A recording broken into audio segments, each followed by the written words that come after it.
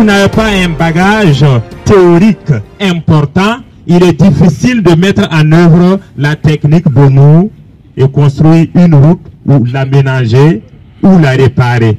La réalité chez nous fait que quand nous prenons un tronçon, il y a beaucoup de nids de poules, ce qui veut dire que la voie est totalement dégradée et il nous faut la réaménager ou l'entretenir correctement. On a commencé hier à entretenir 45 mètres de tronçon à l'intérieur de l'École nationale des travaux publics qui est à Somgandé.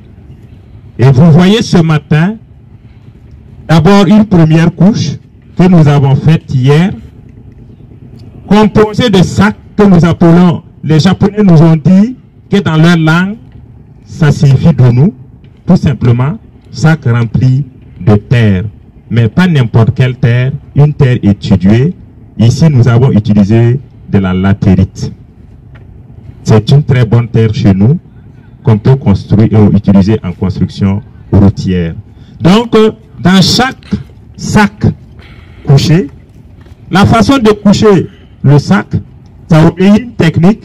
Et en suivant scrupuleusement cette technique, nous avons pu déposer les sacs pour la première couche. Et après la première couche, vous constatez actuellement de la latérite, mais il faut savoir que c'est dans les joints. Donc, après avoir déposé les sacs, on compacte le sac. Chaque sac est compacté à 20 coups. Chaque sac est compacté à 20 coups. Mais à une énergie constante. Pas l'énergie des machines, mais l'énergie venant de l'effort humain.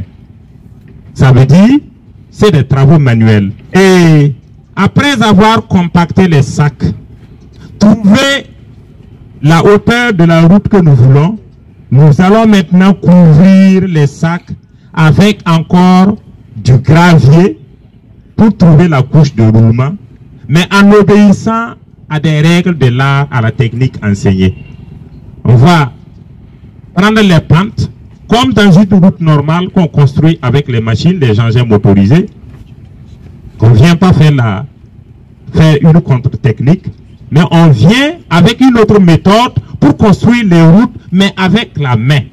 Avec cette technique, nous pouvons accompagner les collectivités, nos mamans des quartiers, les jeunes qui sont désœuvrés. On peut les accompagner avec un peu de la rémunération.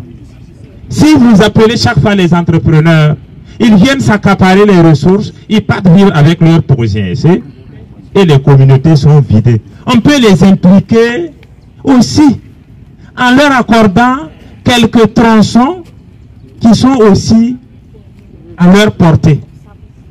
Et monsieur le coordonnateur qui est là présent, quand il nous a bien expliqué la chose et que nous avons compris, les premiers stagiaires ont pris en main cette technique en main pour venir auprès du ministère, pour les encourager à adopter la technique afin de booster l'économie des communautés.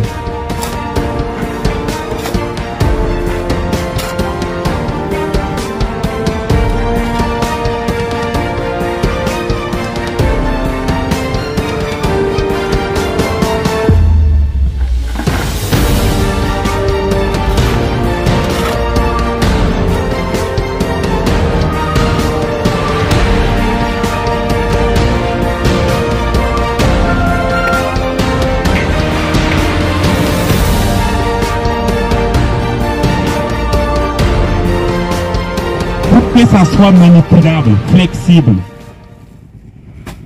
Vous voyez?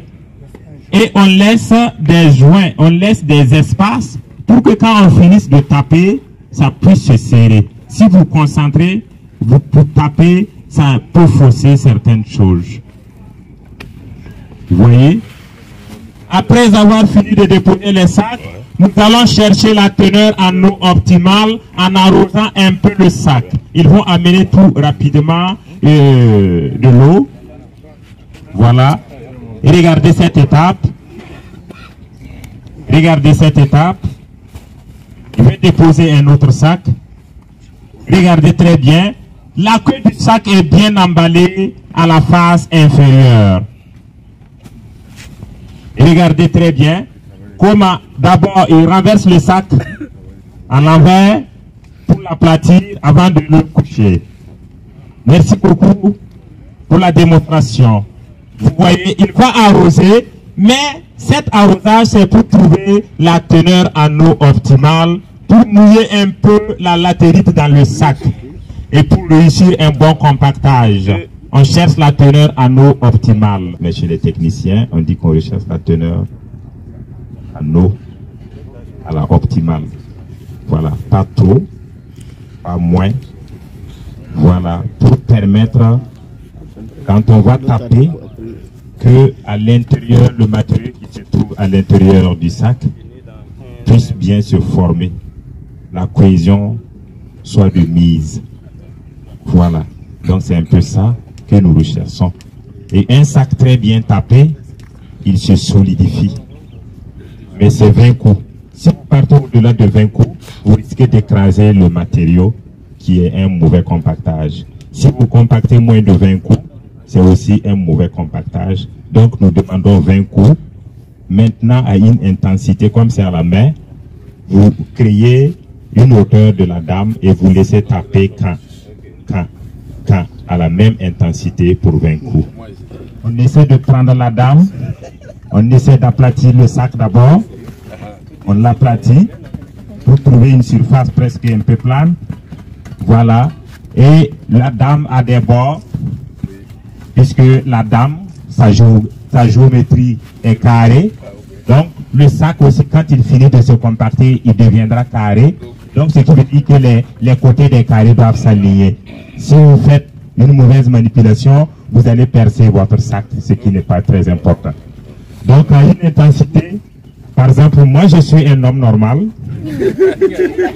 Et comme je suis un homme normal, voici quand même, je peux soulever une dame comme ça, à cette hauteur, et je la laisse, mais de façon verticale.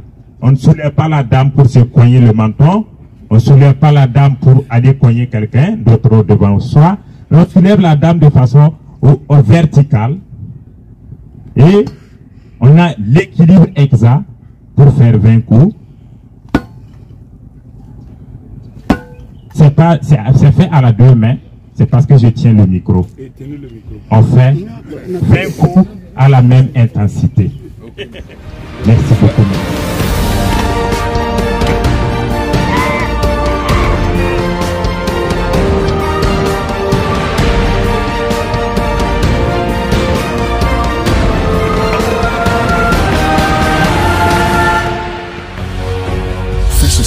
Une autre facette de l'information au Burkina Faso.